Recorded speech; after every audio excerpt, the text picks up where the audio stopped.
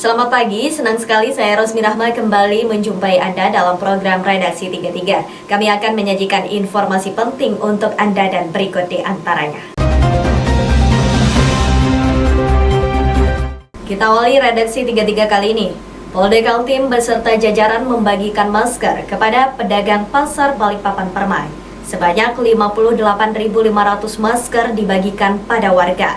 Berikut informasinya. Kepolisian Daerah Kalimantan Timur pada Kamis pagi membagikan masker di kawasan Pasar Balikpapan Permai. Pembagian masker dilakukan kepada para pedagang pasar, sopir angkot, dan warga sekitar pasar. Sebanyak 58.500 masker dibagikan kepada masyarakat. Kapolda Kaltim beserta Wali Kota Balikpapan mengingatkan agar terus menjaga kesehatan dan mematuhi protokol kesehatan. Dengan pembagian masker yang dilakukan oleh Polda Kaltim untuk mendorong masyarakat betul-betul melakukan disiplin protokol kesehatan, selain razia masker yang dilakukan di mana saat ini Balikpapan menghadapi COVID-19 yang sangat masif.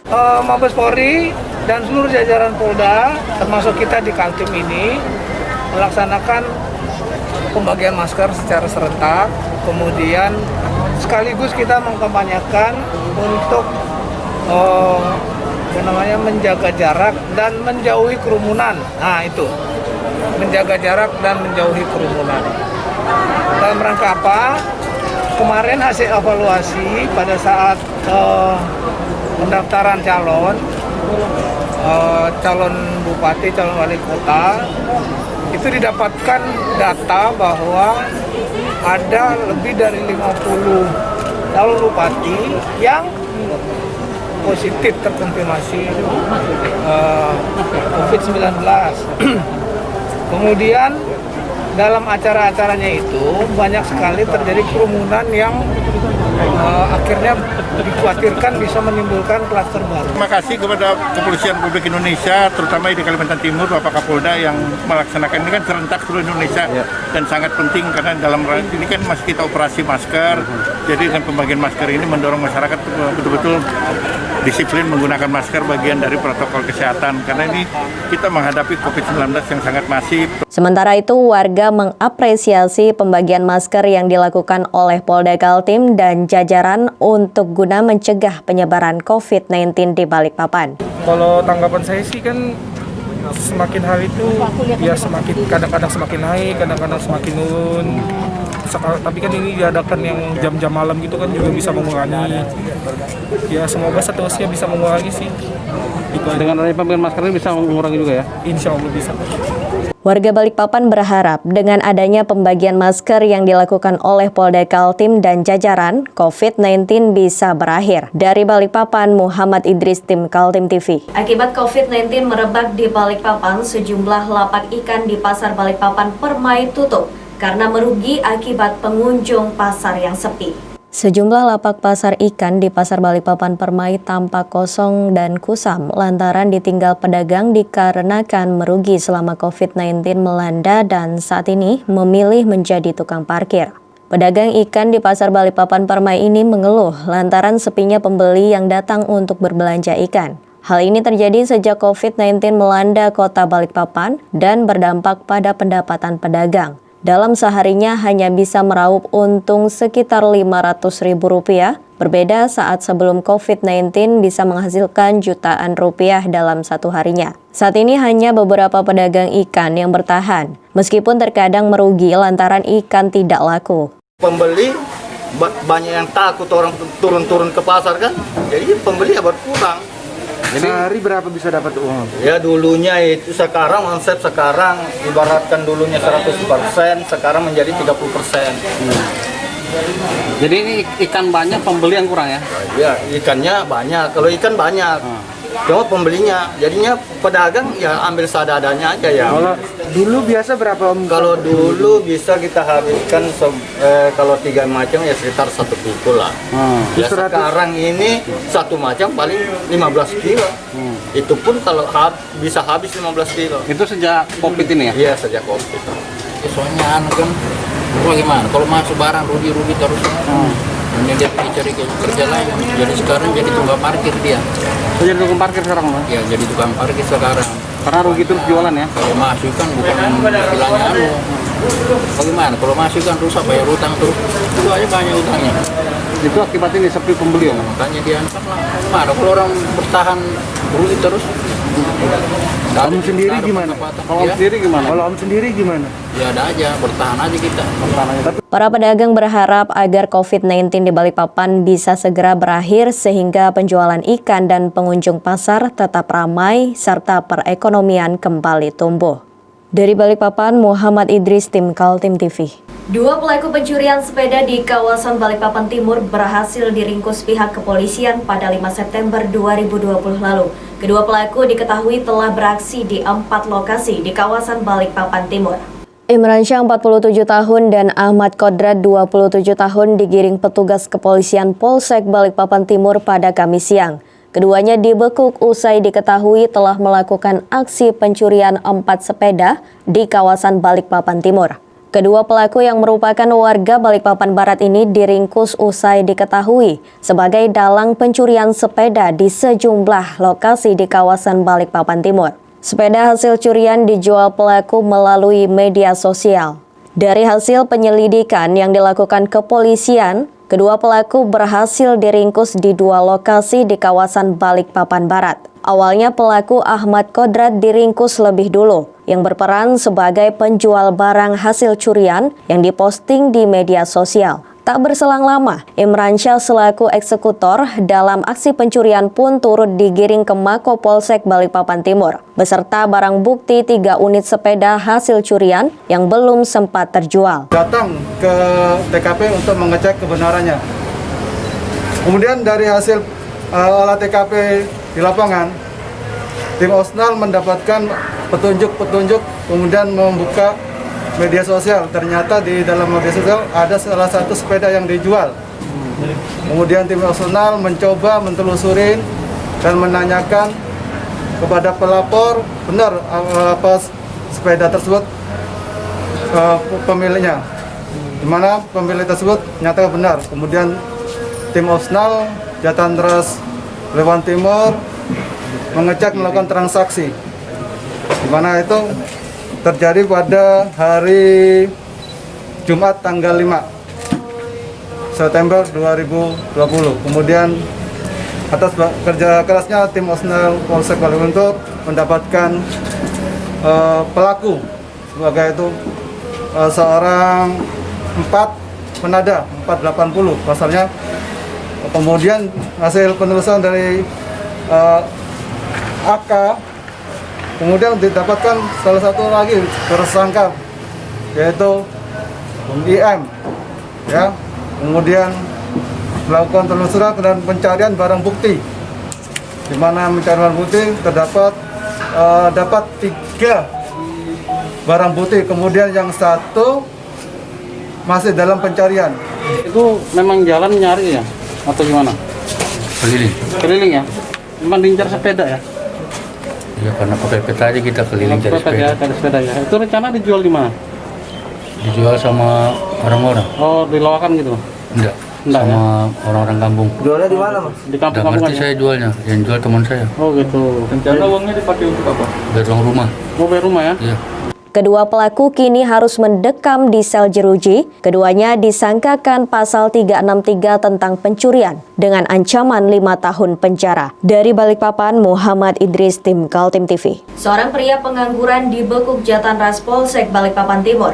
Pelaku curi ponsel dan uang tunai 5 juta rupiah. Berikut informasinya. Seorang pria harus berurusan dengan pihak kepolisian setelah dibekuk oleh tim krokodil Jatanras Polsek Balikpapan Timur pada 27 Agustus di kawasan Manggar, Balikpapan Timur. Octavianus, pelaku pencurian dengan modus mencongkel jendela rumah dengan obeng beraksi pada dini hari di saat pemilik rumah sedang terlelap tidur. Pelaku masuk melalui pintu belakang dan mengambil 2 unit ponsel yang sedang di-charger serta uang tunai sebesar 5 juta rupiah yang ada dalam tas milik korban. Oleh tersangka, ponsel digunakan untuk hari-hari, sementara uang 5 juta rupiah digunakan untuk berfoya-foya. Rumah korban dan tempat tinggal pelaku berdekatan. Selama 3 hari pelaku mengincar rumah korban. Rumah sudah terlelap tidur.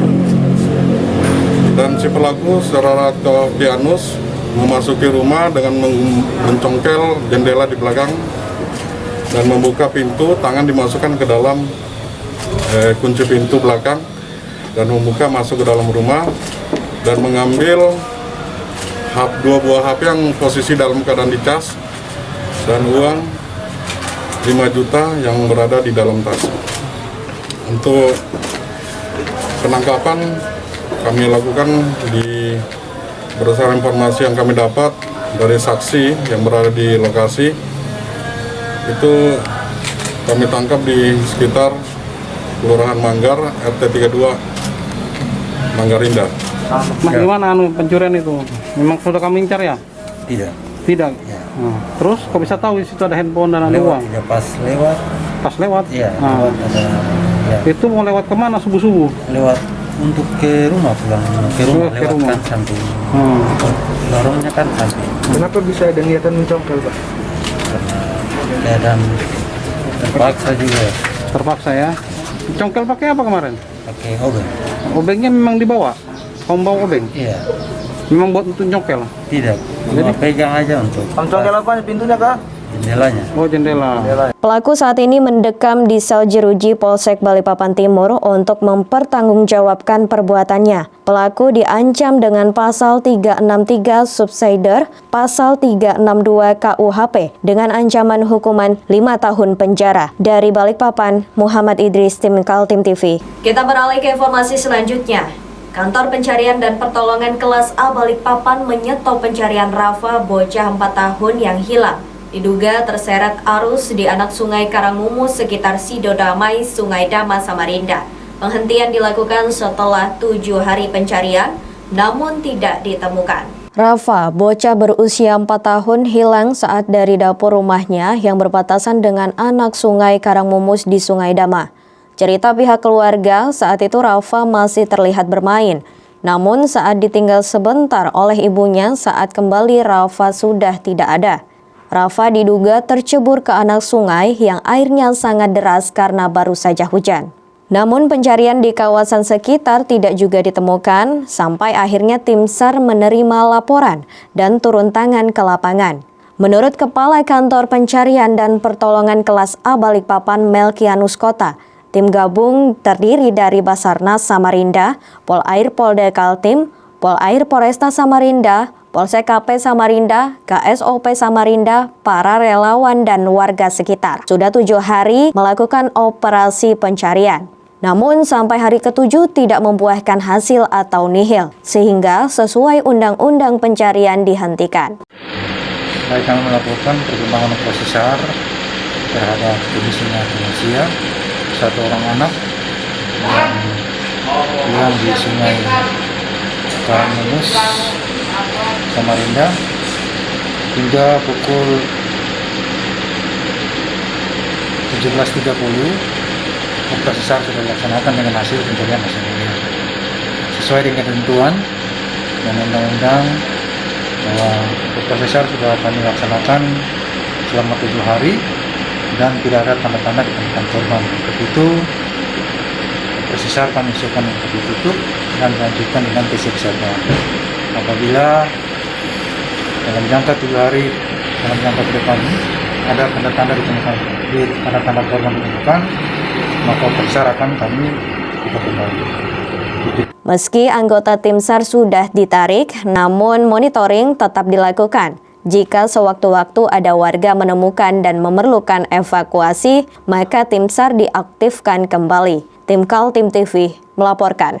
Demikian Kaltim Update kali ini. Informasi lainnya dapat Anda simak melalui situs website kami www.kaltim.tv, channel YouTube dan fanpage Facebook Kaltim TV. Untuk bisa mencegah penularan COVID-19, terapkan physical distancing, selalu menjaga kebersihan tangan dan gunakan masker yang tepat. Saya Rosmi Rahma, pamit undur diri dan sampai jumpa.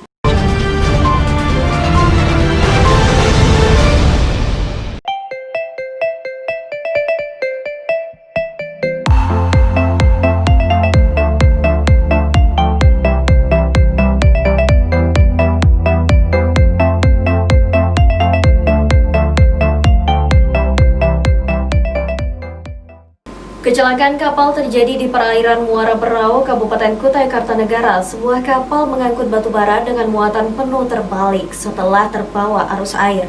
1 dari 5 anak buah kapal hilang setelah melompat dari kapal. Kantor Pencarian dan Pertolongan Kelas A Balikpapan melaporkan terjadinya kasus kapal terbalik di perairan Muara Berau yang secara administrasi masuk Kabupaten Kutai Kartanegara. Kapal dengan muatan penuh batu bara terbalik ketika berada di muara terbawa arus yang kencang. Para awak kapal 5 orang berusaha menyelamatkan diri. Mereka melompat ke laut. 4 orang berhasil diselamatkan oleh petugas pos pantau yang melihat kejadian tersebut. Namun 1 ABK anak buah kapal bernama Sahrul Rabani hilang dan hingga Kamis siang belum ditemukan. Keterangan saksi mengatakan Sahrul berusia 20 tahun tidak bisa berenang. Informasi 1 laka air, yaitu pelapor Bapak Simon, anggota Polsek Pelabuhan, melaporkan bahwa ada terjadi laka kapal, korban 5 orang, 4 sudah ditemukan selamat dan 1 masih dalam pencarian. Jadi kami kerahkan tim itu pada jam 14.25 waktu Indonesia Tengah. Jarak dari unit Samarinda itu kurang lebih sekitar 56 km. Jadi estimasi perjalanan tim SAR kurang lebih sekitar 2,5 jam perjalanan. Untuk korban atas nama Sahrul Ramdhani, umur 20 tahun. Tim SAR gabungan sudah diturunkan ke lokasi yang berjarak sekitar 56 km dari kota Samarinda. Tim dilengkapi peralatan SAR air dan perahu karet rigid inflatable boat serta alat komunikasi. Cuaca dilaporkan mendung dengan suhu sekitar 28 derajat Celcius. Tim Kaltim TV melaporkan. Demikian Kaltim Update kali ini. Informasi lainnya dapat Anda simak melalui situs website kami www.kaltim.tv, channel YouTube dan fanpage Facebook Kaltim TV. Untuk bisa mencegah penularan COVID-19, terapkan physical distancing, selalu menjaga kebersihan tangan dan gunakan masker yang tepat. Saya Rosmi Rahma pamit undur diri dan sampai jumpa.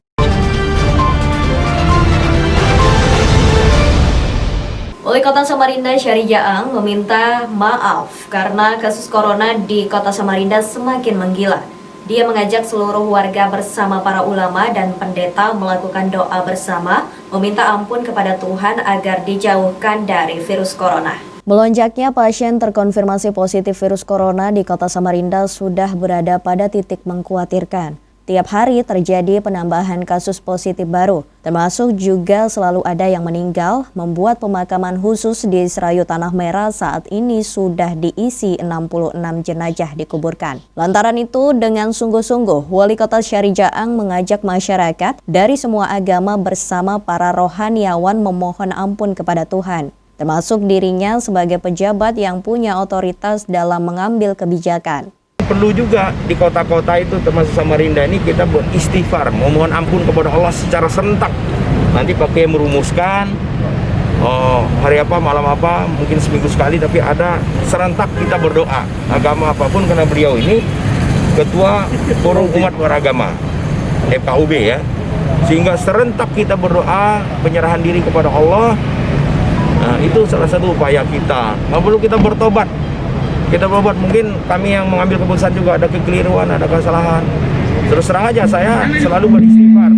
Saya waktu itu takabur, kita tinggal 2 aja di rumah sakit. Saya panggil baik untuk rekan-rekan dari Pol PP maupun BPBD, Kepala Dinas Kesehatan, kita bisa bergabung ke nanti kalau udah kosong, saya akan nanti kita langsung ke pasar Segiri untuk pembagian masker. Medis, silakan kita mulai diatur untuk. Ternyata besok naik. Wali Kota mengakui situasi di Kota Samarinda sempat hanya tinggal 2 orang pasien positif yang dirawat di rumah sakit. Sehingga pada bulan Juli dia menempuh kebijakan melonggarkan social distancing dengan membolehkan tempat usaha beroperasi kembali. Namun ternyata yang terjadi adalah pelonjakan jumlah penularan yang luar biasa. Demikian pun di Kota Samarinda, yang mana di awal Juli itu kita sempat 2 pasien kita dalam perawatan, setelah itu meningkat. Saat sekarang sudah 400 lebih. Yang membahayakan lagi saat sekarang 300 lebih, 331 kalau tidak salah kemarin, transmisi lokal, non cluster. Artinya kita tidak tahu dia dari mana sudah menyebar. Setelah itu ada 17 klaster bermacam-macam ya. Ininya ada rumah sakit, ada kegiatan masyarakat, ya ada senam. Oleh sebab itu, satu langkah utama kita adalah menjaga jarak, mencuci tangan, memakai masker. Dan ini juga merupakan instruksi daripada Bapak Presiden. Ditindaklanjutin instruksi dari Mendagri, seluruh daerah, kepala daerah untuk membuatkan peraturan penegakan disiplin dalam hal pemakaian masker. Tim Kaltim TV, Hardin melaporkan. Demikian redaksi 33 kali ini. Informasi lainnya dapat Anda simak melalui situs website kami www.kaltim.tv, channel YouTube dan fanpage Facebook Kaltim TV. Untuk bisa mencegah penularan COVID-19, terapkan physical distancing, selalu menjaga kebersihan tangan dan gunakan masker yang tepat. Saya Rosmi Rahma pamit undur diri. Selamat pagi, selamat beraktivitas dan sampai jumpa.